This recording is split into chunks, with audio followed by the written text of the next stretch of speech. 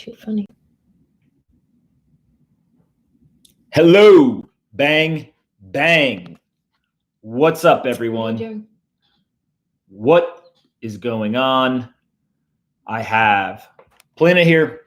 We are going to hang out for a little bit, and we are going to talk about some things that happened this week. We are going to spend a bunch of time answering questions. Wait a second for people to start coming in.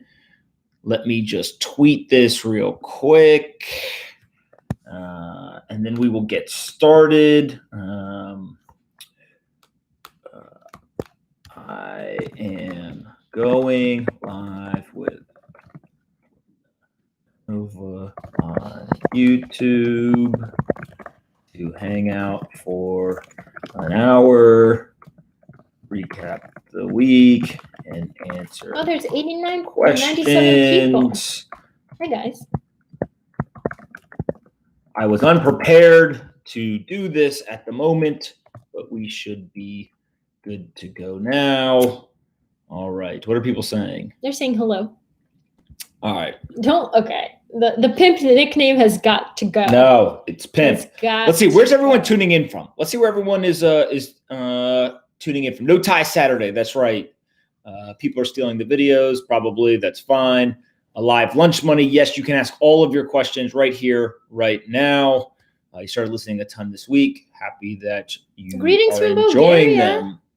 them. Let's see. Denver, Colorado, NYC, Texas, Seattle, Texas, Dallas, North Carolina, Denver, Toronto, UK, New North Jersey, of Ireland, Lisbon, California, Phoenix, Hungary. I can't even keep up, Mumbai, Pensacola, San Francisco, Florida, where else? Bloomington, Ethiopia, Austin, Mumbai, Orlando, India, Bryant Park, Venice, Italy, Montreal, Bryant Park, not too far. Sofia, Vancouver, Dubai, what's up, what's up, what's up, Calgary, awesome. All right, let's do this. First order of business. Austria greets Paulina. I greet Austria. First order of business is TikTok going to get banned?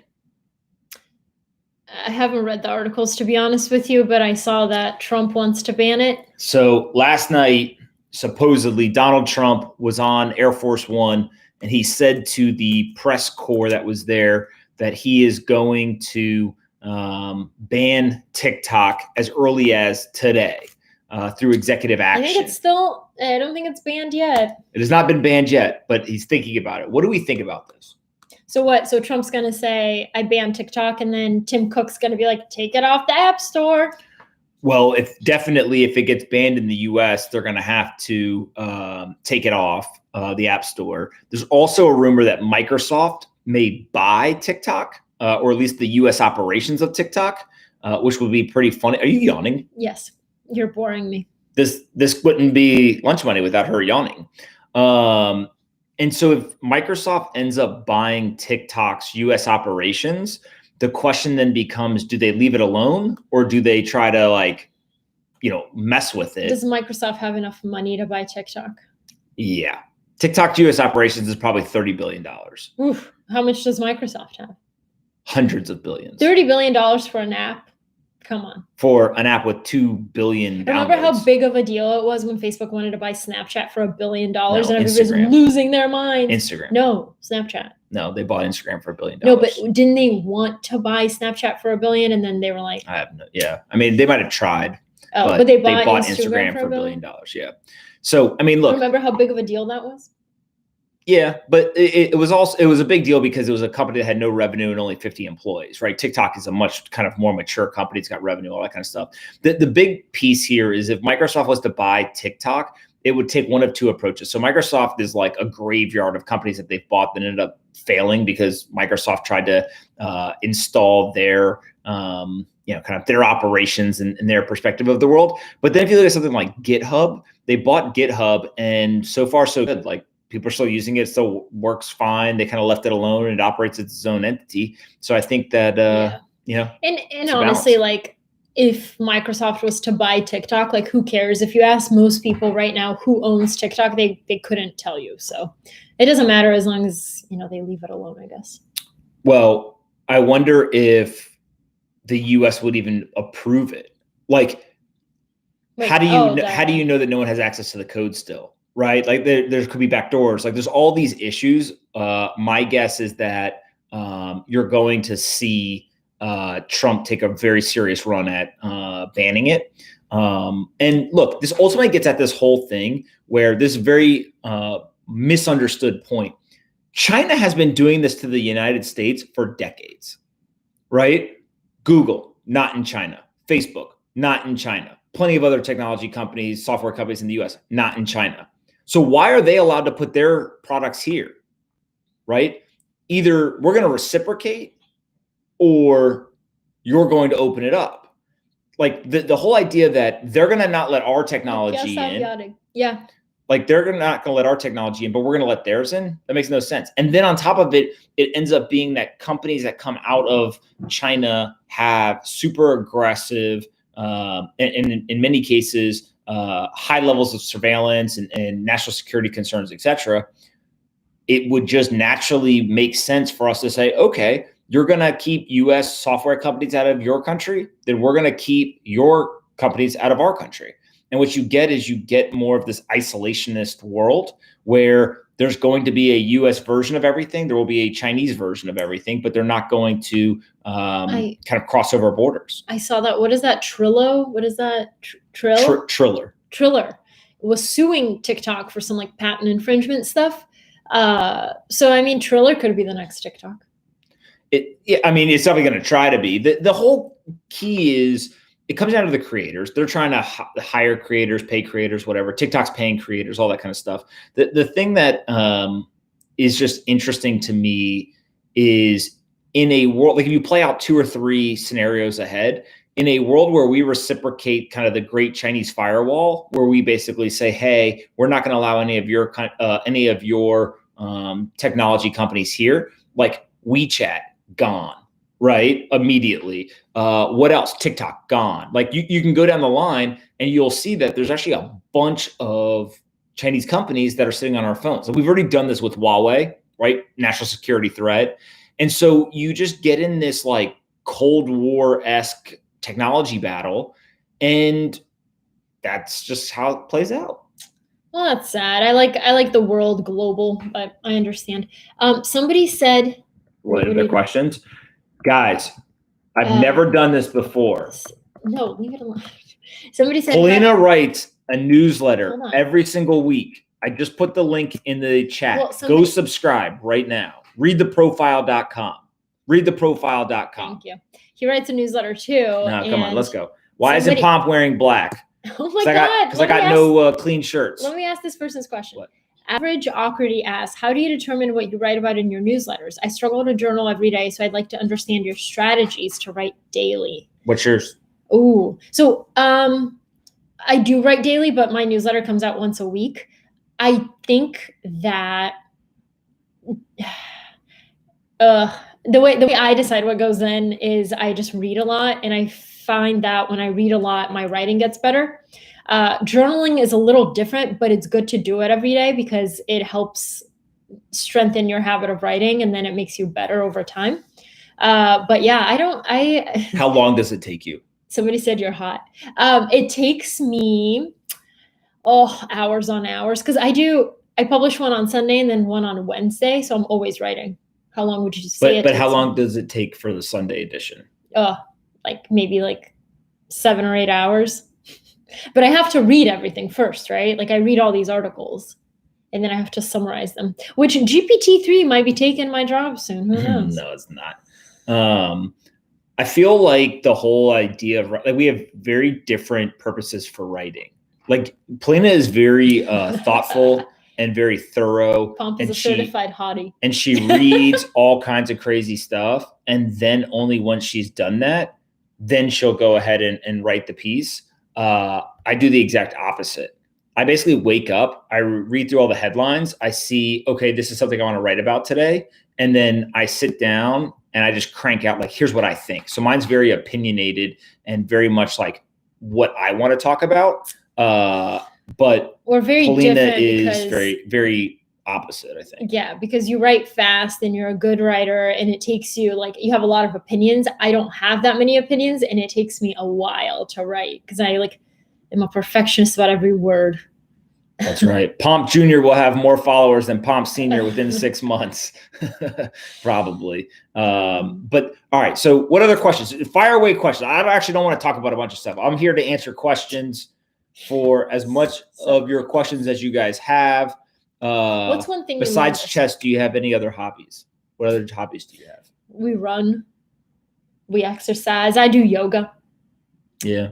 I used to read a lot, but I actually don't read that much anymore. I just listen to audiobooks. That's reading. Yeah, but it's essentially the equivalent. Somebody just signed up for the profile. Appreciate you. Readtheprofile.com. Let's see. What other questions do you guys have here? How does the poor use the monetary system in their favor during the weak economy in a way which is not counterproductive? The whole key is basically keep enough cash for 3 to 6 months and then get out of and take the rest of the money and get out of cash.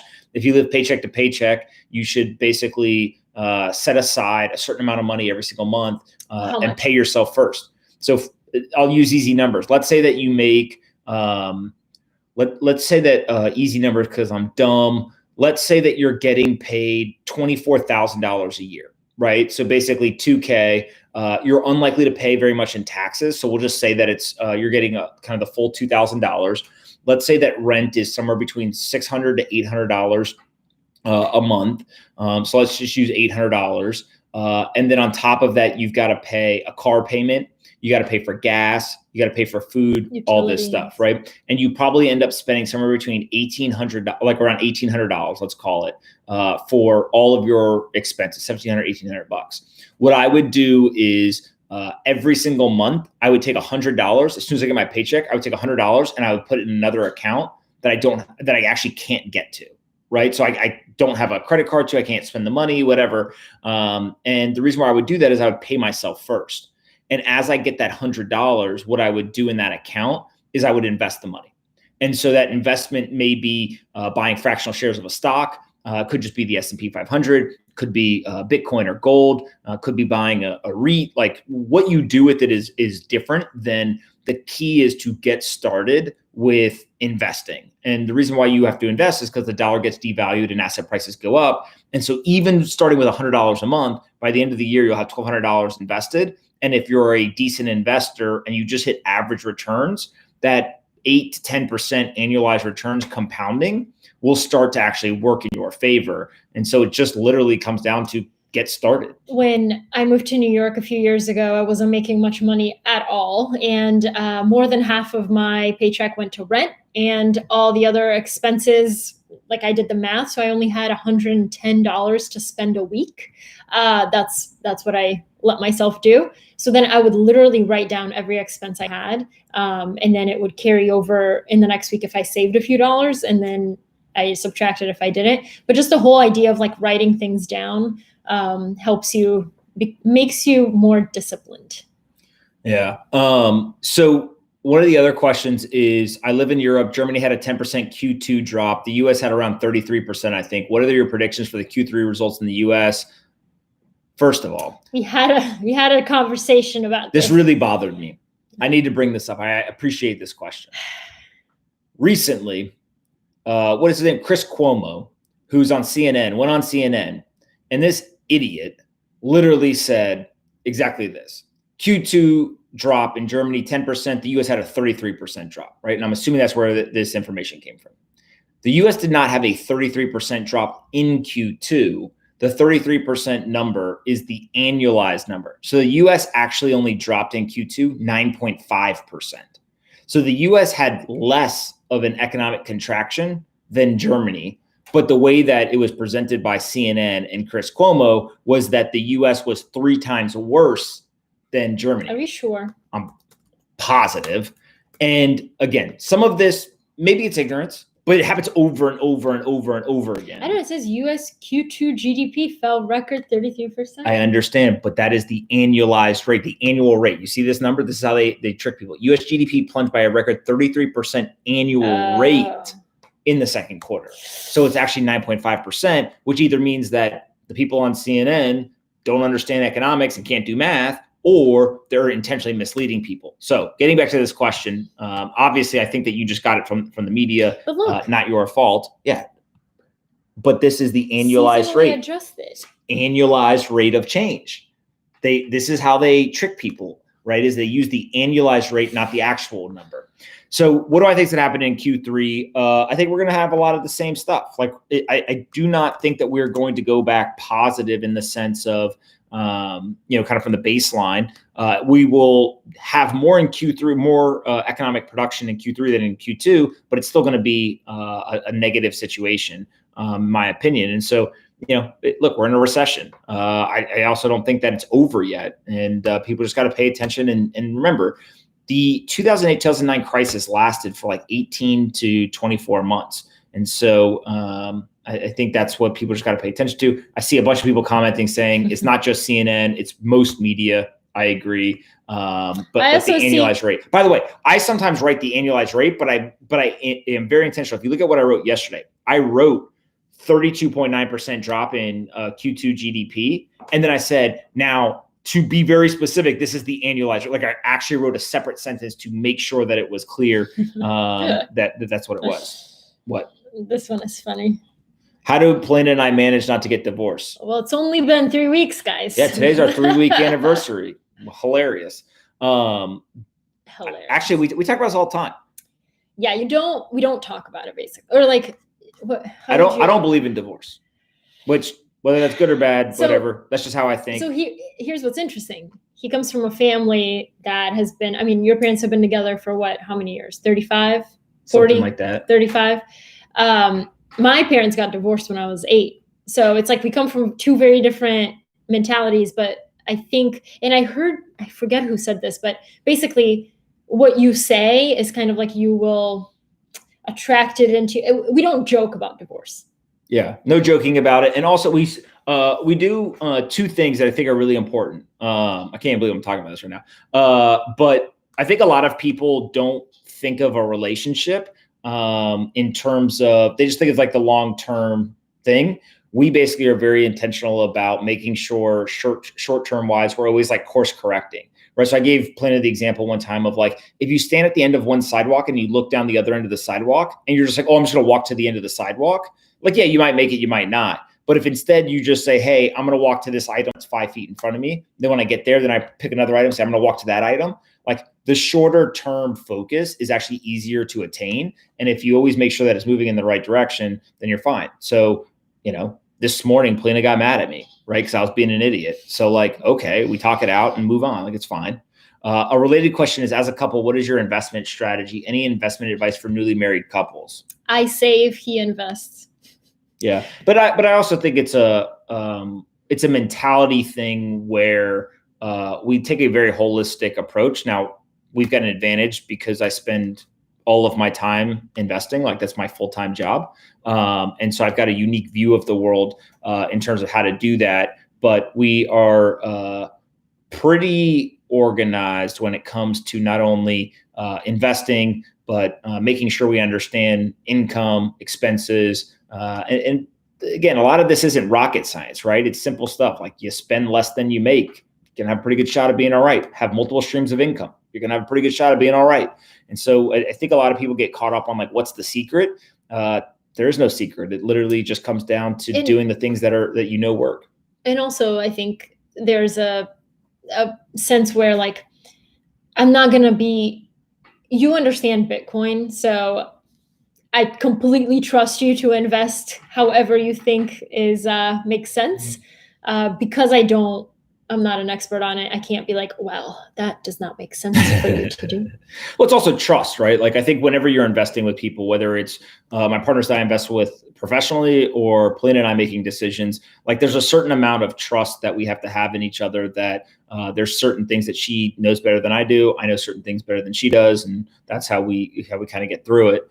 How did you learn to masterfully ask interview? Well, how do you come up with your interview questions, and how did you learn how to interview people? Polina's actually way better at it than I am. No, we have very different strategies. I read everything I can about the person before I talk to them, because I think, especially when you're in a position of power, you've been asked every question under the sun. So I try to find things that they haven't been asked a million times to try to get them to think about it and give me an interesting answer, and learn more about them as a person.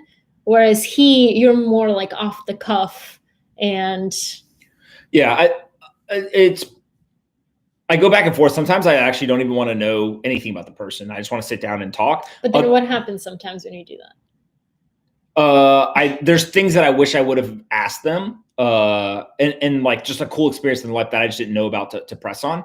And then other times, like I'll do like a ton of work. So this is specifically asking. Yesterday I interviewed Roger Ver, and kind of how do you get your guests to specifically answer questions or state where they stand, like you did with Roger. Look, first of all, I think anytime you have a conversation with somebody, a mutual respect is really important. So, I'll never bring somebody on to the podcast and like roast them or like go be aggressive towards them or anything like that. That's just, one, not my style. And two, I don't think it's very productive. I think two is, it's no secret to me or Roger that the conversation was going to be heavily scrutinized, that there's, controversy, all that kind of stuff.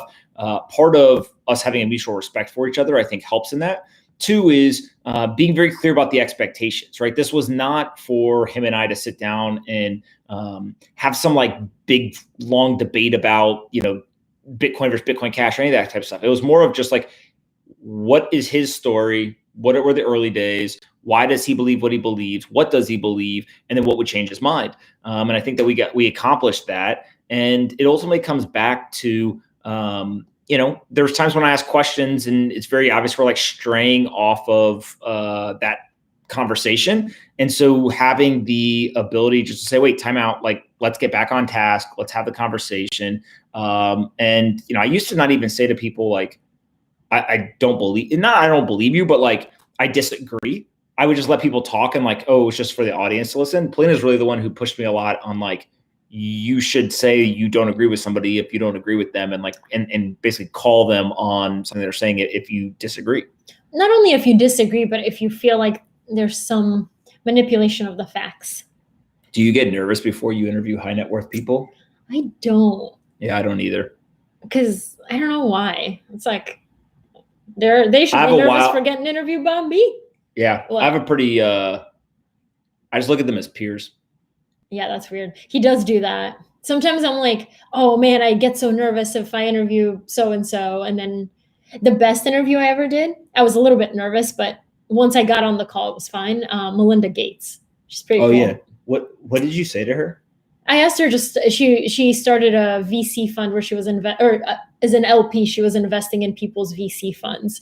And I talked to her about that. But then I asked her how she deals with a lot of times when she and Bill meet somebody, that person typically only looks at him and directs the conversation at him with completely disregarding her. And basically she talked about how Bill, and you do this very well and often, includes her in the conversation. So obviously it's like, I'm not the sole decision maker. We're doing this together. Have some respect for both of us. Yeah. My number one thing that pisses me off is it happens way too often. It happens a lot. Is like, we'll like go to a conference or something, and somebody will walk up and they'll start talking and they'll literally pretend like Polina's not there. And so I'll be like overly obnoxious about including her in the conversation.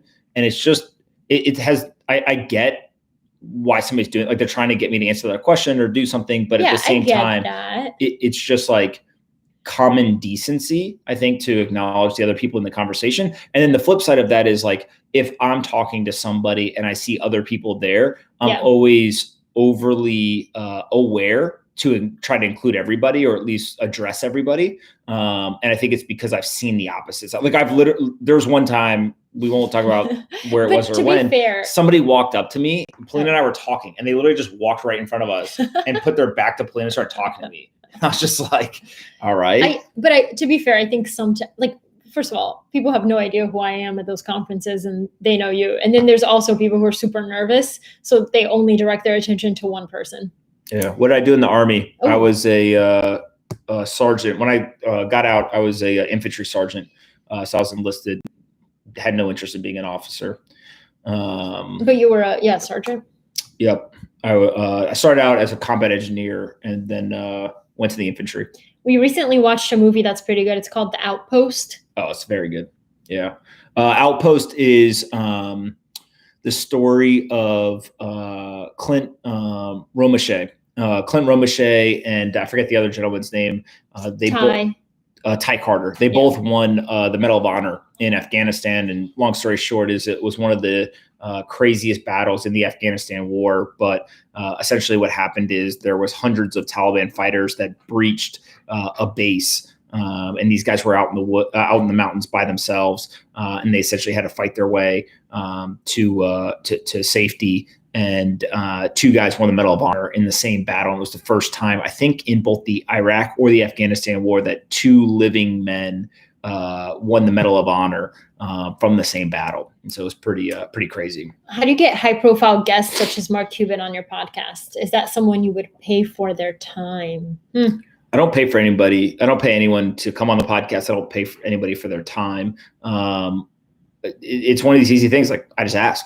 Right. And now it's easy for me to do that because one, I've got a platform that is large and people, want to get the word out or talk about whatever they want to talk about. But also at the same time, I think a lot of people could get a lot more accomplished if they simply just ask for things. Right. And so it's kind of this idea. I think it's Mark Suchere who's got a thing like you don't get if you don't ask. Right. And do people say no all the time? Right. Like I'm still trying to get Bill Ackman and they're, basically trying to kick the can down the road, but I think I'll get them at some point. I just keep asking. I do. You will be surprised how far a cold email goes. I try to always respond to my emails. I hope other people do as well. Why? I don't know. I'm bad at email now. I've been in a position where I reach out to someone and I just wanted to ask them for 10 minutes of their time. They completely ignored me or they were not very nice. So I always said I would do the opposite. Yeah. I put 50% of my net worth in Bitcoin when it was at like $3,200. Was I around? Yeah. It turned out pretty well so far. And yes, I keep buying more. I basically buy pretty consistently. I think of it just converting dollars into Bitcoin. Like, would I rather hold dollars over the next 5 years or hold Bitcoin? Of course, I'd rather hold Bitcoin. And so I keep enough cash for kind of everyday living expenses and things like that. But I convert a lot to Bitcoin, obviously. Let's see here. Bill Ackman. Let's see what else. What other questions you guys got? Thoughts on a permissionless? I have no thoughts there. How did you come up with the Lunch Money Show idea? Ooh, that's good. It was his idea. We tried it one time and then I gave up. I was like, I don't think I can do this with you. The whole idea was just one of the hard parts about the podcast is I have to constantly wait on other guests. I have to find them. They have to agree. I've got to schedule with them. I've got to get them to show up. We've got to record all that kind of stuff. And so what I wanted to do was basically I wanted to create a show that we could do every day that I didn't have to rely on other people. If you go back, and actually a lot of people don't know this, if you go back and look at the very first Lunch Money show ever, I did it by myself. And then the second one, Polina joined. And the reason why I did the first one by myself is because we did a test episode before that. Did not go well, guys. Polina and I got in a little argument. Do we still have the video from that? Because that'd be hilarious. We probably do. She got mad because basically I did what I always do. She just wasn't ready for it. No, he was being rude. I was stating my opinion. Dream U.S. president pick. Who would yours be? Ooh. I'd pick myself. No, who would you pick for real? Myself. Yeah. I know what I would pick. Yeah, I know who you would pick too. No, you don't. My dream is that there's a team. Oh yeah, co-presidents. I've said this a bunch of times, but at some point in the future, I think that the winning strategy for the president is going to be somebody who shows up and says, "You're not voting for me. You're voting for my team. Here is a very detailed overview of my team. They're not perfect, neither am I, but together, if you take all of our expertise and experience, we are the most prepared group of people to manage a government, a country, and an economy. Okay. Sorry. Go ahead. But what happens if you do that and then like the guy's actually like a dictator and he's like, you know what? I'm just going to get rid of all these people. It's just me, bitches. No, but that's the whole point, is like you're voting on a team. Like you have to buy into the team mentality, and somebody who's a dictator is never going to do that. Like that's true. The selection bias. So what I think is you basically show up and you just say, look, I'm not doing a debate. I'm not going to go up and stand me versus the other candidate. My team is coming. And my entire team, if you have a question, you have a question about national security? Well, my national security advisor will answer the question. Why? Okay. Because they're the expert, right? I defer to them because they have expertise. I make the ultimate decision. If things go wrong, I'm responsible. If things go right, though, that person gets all the credit. Like they're the one who gave me the information. It's kind of like the army in a way.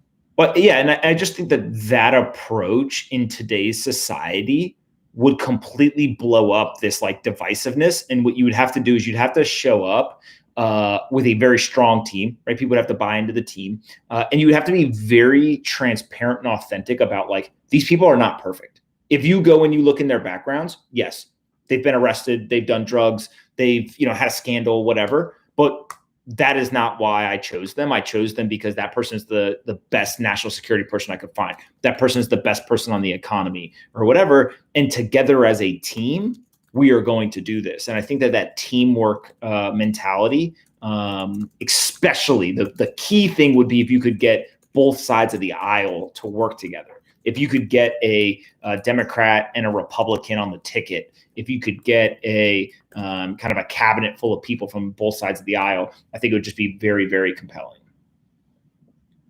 I agree. You agree? I like that. All right. But you didn't really answer. Do you guys actually use the Instant Pot? Yes. Well, for those that don't know, there's an Instant Pot right there that you can see in some of the videos. We have, right? Or yeah, we use it a bunch of times. What's the thing that you make with the peppers? Ooh, fire. Stuffed peppers. Stuffed peppers. So fire. So we fire. haven't done that in a while. We should do that. So that one's good. What's the hardest interview you've ever done? Oof. The hardest interview? Actually, one time I interviewed Halle Berry, and I don't think we were on the same page about what she was getting interviewed for.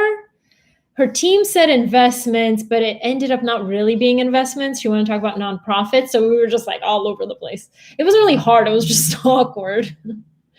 What about you? The two hardest people I've ever interviewed, none of them have been hard. I would just say the ones that I've been the most careful and intentional about are Brad Garlinghouse and Roger Ver, mainly just because I knew they would be so heavily scrutinized, and there was so much emotion and like religious zealotness around those things. So it's just like I'm just overly cautious about how I ask specific questions, what I ask, in what order, all that kind of stuff. And to both Brad and Roger's credit, I think both of them did a fantastic job. So that helps as well. How do you invest in companies before they go public? I saw a couple people ask something like this. Basically, you can invest in private companies. In most cases, you have to be an accredited investor in the United States. But there's all kinds of different ways you can be an angel investor. You can invest in funds. There's a bunch of different ways you can do it. But that's how you get equity in a company before it goes public, is you invest in the private market. All right. Will you ever sell any BTC for dollars again? As of right now, no. I don't think that that's going to happen, but we'll see. Do you think it's smart to go all in on Bitcoin for a 20-year-old? You say you were 31. I'm 32 now, and you can go half in BTC. Does this mean someone 20 can go all in? You have to actually read them because people. Yeah, I don't think that anyone, regardless of age, should go quote unquote all in on Bitcoin or any asset. And really, it just comes down to most people will give recommendations, and by no means is this financial advice, but most people's recommendation would be, you should have a basket of diversified assets. So, 5%, 10% max in different things. I'm very big believer that concentration builds wealth and diversification protects it. So when you're young, you just don't have that much capital, or you don't have a big capital base. And so by using concentration I think that you can build wealth and life-changing wealth, but you have to make sure you're right in that concentration. And then two is I think that you also have to understand that the number one rule in investing or finance is never lose at all. Right. It's kind of like anything else, whether it's gambling or investing. If you basically go bankrupt, then you don't live to fight another day. So the whole key is even when you make kind of concentrated investments, you always got to know when to get out, and also what your risk profile is. And so that kind of drove my decision. Somebody said, if people no longer go to college, how do industries vet their potential hires? How do you show you meet a minimum list of qualifications? I think there's a bunch of ways. Like, for example, in journalism, it's super easy. Have somebody write an article. I think you would see the practicality of doing something. Like if you're applying for a web developer thing, have somebody make you a site. I don't know. I like the show me what you can do versus show me your resume and tell me what you can do. Qualifications don't matter. That's not like something that's happening. That already happened, right? Is literally we tell we tell people all the time when they're being hired, just show me what you've built. Yeah. Like, I don't care what school you went to. I don't care where you're born. I don't care, who you know, any of that stuff. I don't care if you were in the Glee club or you played a sport or whatever. Like, I don't care. Just can you do it? Can you do the job? And yes, there's some industries where that doesn't work, like medicine, a lawyer, right? There's certifications, there's things you have to do. So those are going to be the last ones to cave to this. But ultimately, something like software engineering or marketing or whatever, it's just more about substance than it is about resume. And the other piece of that I think is really important is, when I worked at Facebook, I think in 2014, if I remember correctly, it was either 14 or 15, I can't remember. I was one of the top 3 product managers in terms of the number of interviews I did for other people. So what they do is they don't have like an HR department that does all the interviews. They just use, if you're a product manager, you do the interviews of people who want to be product managers, right? And they've got a whole system on how to do it. And it's very sophisticated, whatever. But from a volume standpoint, I did a lot of them. And one of the reasons I did that was because I loved learning in terms of meeting all these people and kind of learning how do you identify good talent and not good talent, all that kind of stuff. And most of the conversations that we found to be most effective in that process was just saying, okay, you want a job here at Facebook? Here's one of the problems we're dealing with right now. We're trying to figure out how to increase, we're trying to increase the number of times somebody visits Facebook in a 7-day period. How would you fix it?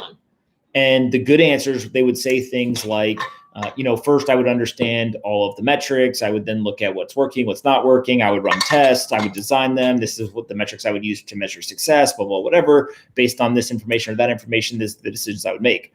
And we would feed them information throughout the whole thing. So we'd say one of my favorite questions was, you go home Friday. You're in charge of the Facebook pages team. You go home Friday, and when you go home, everything's fine, no problems at all.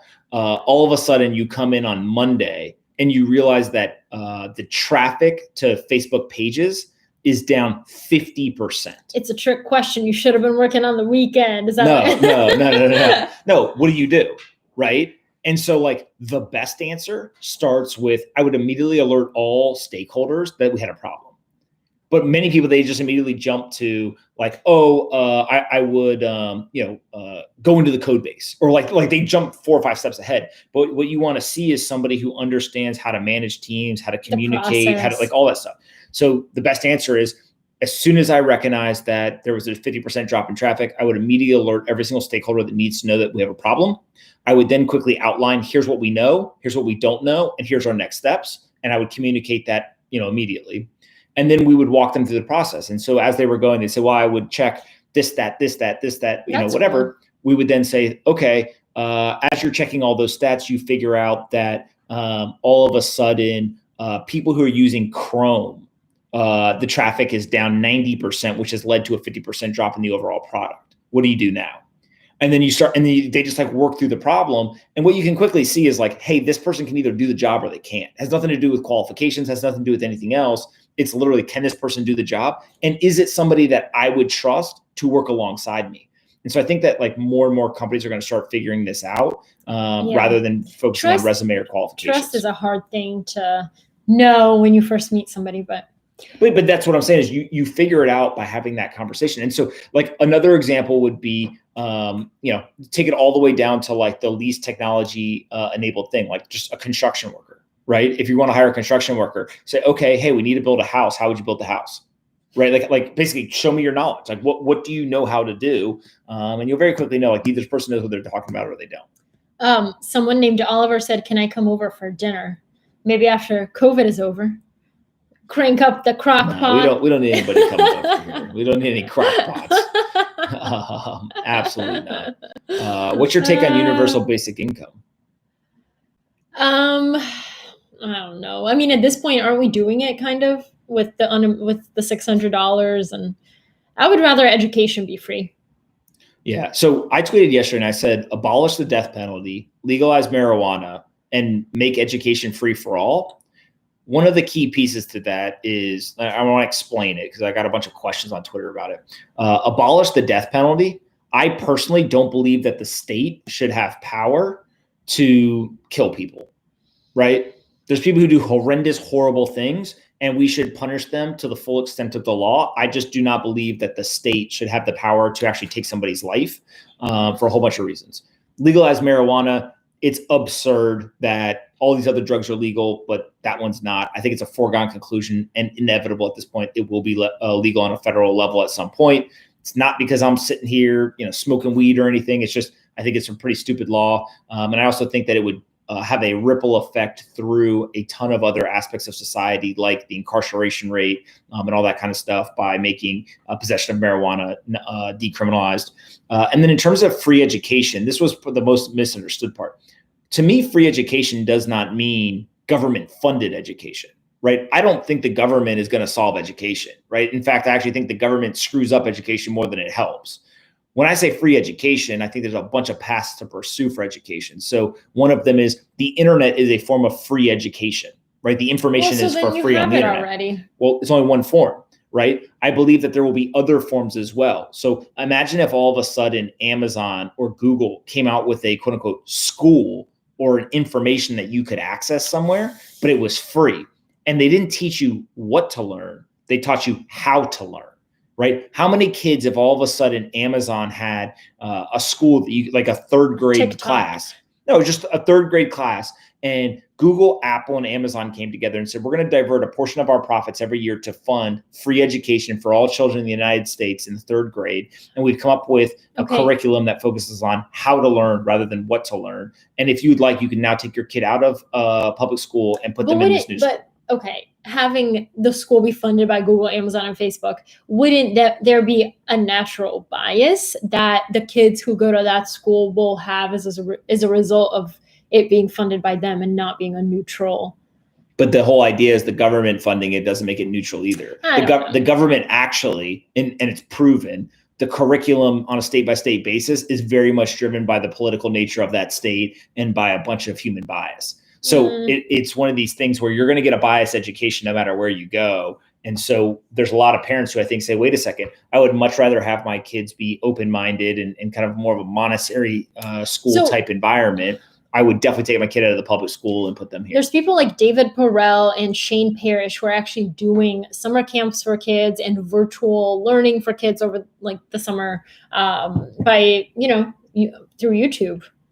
I think one of the best things now, there's an incredible amount of privilege and advantage for a parent to be able to do what I'm about to describe. But I think one of the best ways that you could teach a kid is if you basically every day said, all right, here's what we're going to do today. We're going to get on the computer and we're going to pick a topic and we're going to learn about it. Right. And whatever it is, like today we're going to learn about the Industrial Revolution. And literally we're going to go over everything about it. And I'm not going to teach you. You're going to go find the information, right? One, you would have to be, especially for younger kids, you'd have to be very kind of attentive to them and make sure that they're actually doing the work and all that kind of stuff. Yeah. But I think what ends up happening is in that process, you're teaching a kid how to learn. Because at the end of the day, 90% of the stuff they taught you in school, you don't remember. It doesn't matter. But I did know how to get to Spark Notes. All right. Yeah, but also like once you just learned how the internet worked, then you could leverage the internet to get information whenever you needed it. Like you didn't have to have it memorized in your brain, right? Was there a question here you wanted? Converting cash to stable coins. Oh. The only thing I'll say is I think it's very interesting that the bank pays you, 3 to 5 basis points, but something like a BlockFi, where I'm an investor, can pay you 860 basis points APY, right? So 8.6% interest. And so when you have that type of arbitrage, I think it's pretty attractive to take your cash and turn it into a stable coin and earn a much, much higher rate of return. When are we getting the profile shirts and merchandise? Well, ooh, go grab my shirt right there. Yeah. Actually, before I forget, I promised Polina. Oh my God. What did you promise me? Go subscribe to Polina's email. I don't know when it's fantastic. It's the only email. Now I'm highly biased, obviously, but it's the only email that I consistently open every single week. Yeah, you better. And she'd kill me also. But yeah, I'm thinking about merchandise. I have a few T-shirts, but they've mostly gone to like family and friends. And me. And you. Would you invest in GBTC in your retirement fund? 100% of my retirement account is in GBTC, mainly because I don't believe that the retirement fund is actually going to do anything. So I moved it into a self-directed IRA. I use Choice by Kingdom Trust. They've been a sponsor on the podcast. Basically, they've got a product that is a self-directed IRA. That IRA allows you to buy GBTC, but you can also buy Bitcoin directly and hold the private keys. I just did GBTC because I already had some of the shares, but that's how I think about the retirement account. I'm also young, so I have an advantage. What? All right, sorry. Okay. Pomp, what's your take on the dollar milkshake theory? I've heard of this. I think that the dollar milkshake theory. So I had Brent on the podcast. The whole idea of the dollar milkshake theory is the US is printing lots of money, but so is every single other country in the world. And as everyone prints money or injects liquidity into the global financial system, that really is just creating a milkshake. And the dollar milkshake theory is the argument that only one country or one asset gets to have the straw, and that's the dollar. And the dollar is going to suck all the value of the liquidity into the dollar, and the dollar will continue to gain strength. I understand why. I think I've publicly said before, like I told Brent, I think that's probably true in the short term. And the short term was like weeks or months back in March and April, but you can't print trillions of dollars and not see a devaluation of the currency. And so I was always long Bitcoin.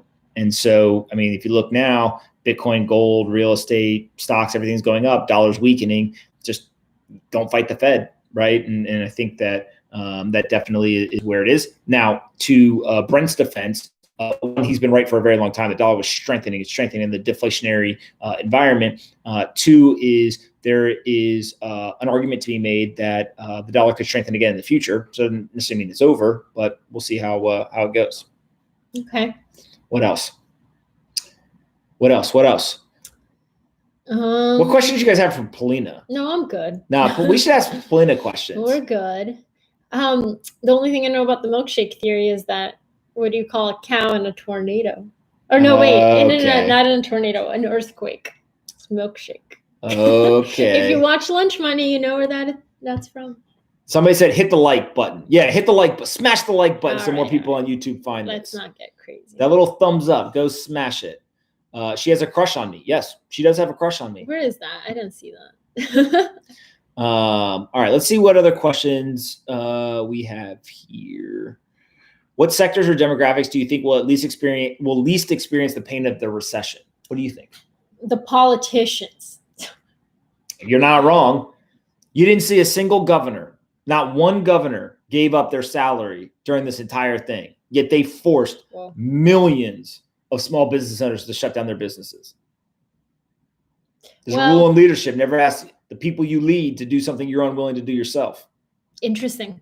So you think that the governor should lead by example? I think that the first thing a governor should have done is when they said, I'm going to have to shut down your local businesses, is they should have immediately said, and by the way, we're in this together. I'm not taking my salary until I get you guys back open and running. Right. Small business owners would have been like, look, it's not like, you're hurting as much as we are, but at least you're on board. You're on the same side as us. In terms of industries, for me, I think e-commerce continues to win. Like, it's very obvious that's a long-term tailwind. E-commerce? Yeah, just buying things on the internet. And I think that's only going to accelerate. I think moving forward, independent publications are going to accelerate. Why? I think the media is getting fractured, and more independent creators are coming out from it. Why? Because people want to support individual writers versus these large organizations. Yeah, because they're all biased. Mainstream media, for the most part, like legacy media, it's just obvious. They get caught time and time again writing fake news. So people lose trust. True. Paulina, when did you know Pomp was the one?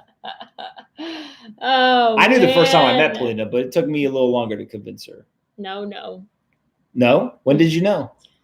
I don't know. When did you know? I don't know.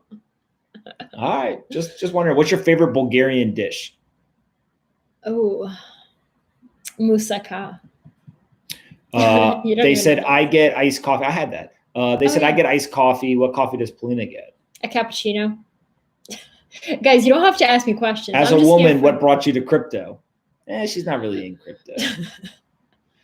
Right? No, but I appreciate it from afar. Yeah, that's true. Will I be on Joe Rogan? I'll probably do it at some point, but it's not something that I'm really focused on at the moment. What hard skills, soft skills should I acquire to set myself for a successful career in an industry or in entrepreneurship? Smart risk taking. I don't know if that's really a skill. What? Well, good decision making, I think is what you're saying. Probably. Right. Also risk taking. Because I think that you can be the greatest decision maker in the world, but when you have to take a risk and quit something to start something new with a huge chance it might fail, are you going to do it? So good decision making is definitely one. I don't know what kind of answer that was. The other thing I would say is salesmanship, right? Like the ability to communicate and be convincing is probably one of the most underrated things in the world. Literally everything you do in business is communication. And then the other thing I would say is strategy and negotiation are also two other ones. Negotiation's a big one, I think. Yeah. But not everybody. I love negotiating. Do you think you can learn that? I'm not convinced. Yeah, practice.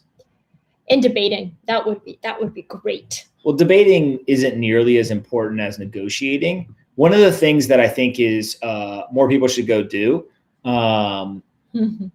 You should literally go into the store, go into a department store, and go find a item that you want, and take it to the cash register and negotiate with the cashier to get it for less than it's listed. I don't know about that. Oh, that just makes me physically uncomfortable. Of course. To think about. But the whole thing is, most people, that makes them very uncomfortable. But as you practice doing it, it'll become more comfortable, right? You'll practice, you'll get muscle memory, you'll understand. And you'll also begin to understand how to communicate with somebody to get what you want. And so it's literally just practice. But the difference between let's go sit in a room and me and Paulina are going to practice negotiating. There's no real risk. There's no risk. There's no upside. There's no skin in the game to the conversation. It's just us joking around. But instead, when you're there and you're trying to actually save yourself money. So, hey, the item's $50. I want it for $40. I want a 20% discount. Negotiate. Get it. How do you convince somebody to do it? And by the way, you'll quickly learn yelling and screaming isn't the way to do it.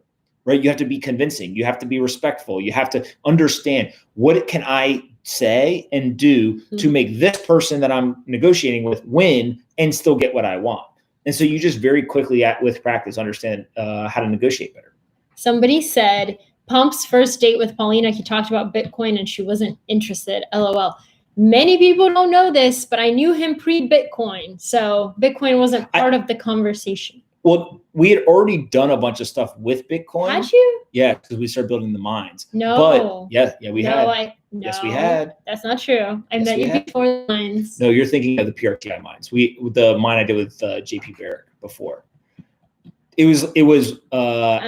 We met in December of 2016, and we started to build the mine with JP in September, I think. Right? September, October, yeah. For sure, I'm positive. Because in 2017, in January, Ethereum, we were mining Ether first. It went from $10 a month in January to like $30 in March to then like $100 by May. And I remember being like, oh my God, like this is nuts. No, for real. But then the mines you're talking about at PRTI, we didn't do that until like May, June, and July of PRTI. That was big. That was nuts. We literally had like air conditioner people out there doing all kinds of crazy stuff. Yes, we saw some miners, much less than we used to have. The halving just torpedoes that stuff. Let's see what else. Do you think? What other questions? Let's go. What other questions? I'm staying on for 10 more minutes. And if I leave, that means Polina's leaving. Oh, does it? Yeah. Somebody said different girl, Pomp. No, it was Polina. Positive. Hold on. What are your feelings about the stock market in relation to our poor economy? Look, there's a complete dislocation, but this is what happens when the Fed steps in and they print trillions of dollars. Of course, asset prices are going to go up. Does dislocation mean not correlated? It means that stocks in Q2 went up, but GDP went down 9.5%. Like, does not make sense. Yes. Well, why does it not make sense? Because people are emotional. No, it's because the Fed's literally pumping assets. They're injecting money in and it's pushing the prices up, which that's what happens. All right. So at some point, there's got to be a day of reckoning. It just is. Does the stock price recover to meet, or does the economy recover to meet the stock prices, or do stock prices come down to meet the reality of the economy? I just like reading the comments. Yeah. Oh, do you? Yeah. Plan B. Plan B is a legend. Yeah, he's at C. But I think the stock to flow model is pretty compelling. So we'll see. So the stock market is faker than CNN. I don't know, but is Peter McCormick bullying you? Where does it say that? I don't know. I just missed it. Nah, Peter McCormick and I. People don't know this. We're going to record a podcast tomorrow, and we'll release it earlier this week, probably like on Tuesday or something. But yeah, Peter and I are going to. We talk pretty regularly, not all the time, but pretty regularly. I think we both have a lot of respect for each other. So happy to do that. I think it'll be fun. All right. What other questions? What do I think about the Bitcoin and Ether price movements? Look, they're printing tons of money. Of course, the price is going to go up. Like, duh. I wrote back in June of 2019. They're going to cut rates. They're going to print money. You're going to have the halving for Bitcoin. It's going to be rocket fuel. Well, newsflash, so far, so good. How do I find somebody like Paulina to brighten my life? Yeah, good luck. Hey. Let's see. I disagree with you on Bitcoin, but not much else. Awesome. Daniel, that's fine. I'm perfectly happy when people disagree with me on certain things. I appreciate the kind words, but I'm glad that you're still watching and listening. I think that's pretty cool. Wait, there was one. How did I meet Jason and how did we get into business together? A mutual friend introduced us. We had a mutual friend who was on the investment team for Mark Cuban, and he said, hey, you two should go meet each other. And we went and met each other, and we were supposed to hang out for like same person. We were supposed to hang out for like 30 minutes, and then we hung out for like 4 hours. And his wife's calling him like, dude, where are you? We're just hanging. And so then we went and hung out again. And I think the second or third time we hung out, I went out to PRTI, which is like a big industrial plant that Jason was running as CEO at the time.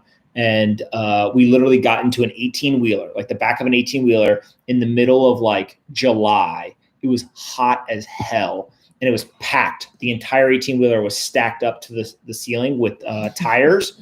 And Jason and I, over about an hour and a half, took every single tire out of the 18-wheeler. It was a lot of work. Has Polina come to grips with Pimp? Chenille, I have not. So people that don't know, Polina's first name is Polina. Her middle name is Ivailova. It starts with an I. Marinova Pompliano. So Polina Ivailova Marinova Pompliano is obviously initials Pimp.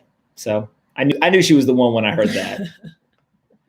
I did not appreciate that at the time. What type of real estate deals are we involved in, or what is the best niche of real estate to invest in? Can you articulate what real estate deals we've done?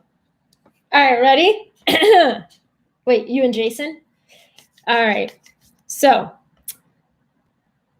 there's a townhouse and there's people living in it and they're paying rent.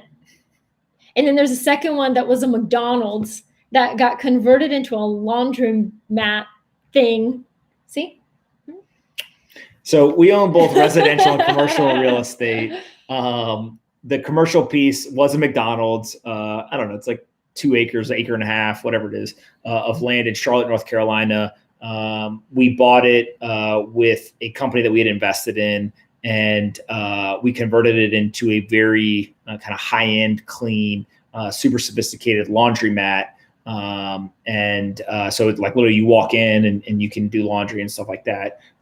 Very good investment. And then we own some townhouses as well and some other stuff that we basically just rent out and people pay and stuff like that. So far so good. I'm constantly looking for real estate. I think that that's going to be something that we'll continue to do over the years. So I'm literally driving a tractor farming about 30 acres an hour. I wonder if I'm your typical demographic. Byron, absolutely, Byron. Listen, man, I think that this stuff is important for every single person in the world to understand. I don't care if you're driving a tractor. I don't care if you're a doctor. I don't care if you're an hourly wage worker at a fast food joint. I don't care if you're in finance. Like how money works and how the economy works. This is the most important thing. And frankly, the financial system is built on the idea that 50% of people don't understand how money works, and they hold cash. And when they hold cash, it ends up getting devalued. And so investors and wealthy people know get into assets and asset prices will go up, and people who are not wealthy end up holding cash. So I don't care what your job is. You absolutely should understand this stuff, at least in my opinion. Bob asked the question, Pomp, how did you learn to be calm in extreme situations? Hoping the answer is not time in the service, but it is. Yeah, well, I think there's two pieces. So I was always like relatively calm in most situations. I grew up in a house with, I got 4 brothers, so 5 boys, and there's always chaos going on to most people, but that was just our house. So I think that a little bit of that kind of makes you not worry as much about stuff. But then definitely the time in the Army, it's any sort of combat type situation or whatever. When stuff happens now, like I just basically I'm like, am I going to die? No. Okay, move on. I just don't worry about it. And I pretty much just have this feeling of being able to handle pretty much any situation. As long as it's not kind of life threatening, then you'll live to fight another day. It's fine.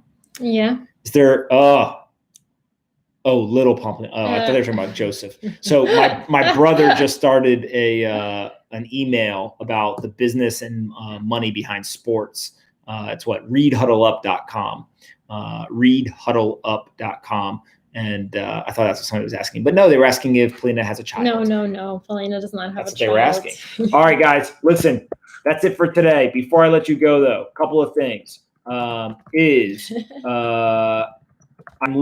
Go right now and click on the link I just put in the chat. Subscribe to Polina's email. Go smash the like button. Let's see if we can get it to 300 likes before I hang up so that more people can watch this and find it on YouTube.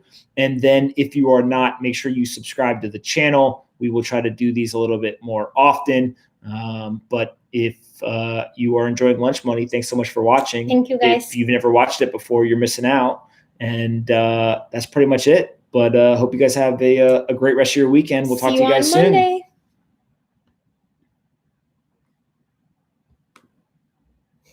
How do I shut this thing off? How do I shut it off? No, I'm just playing. I'm just giving you guys shit because I know a bunch of you saw Peter Schiff saying that. See ya.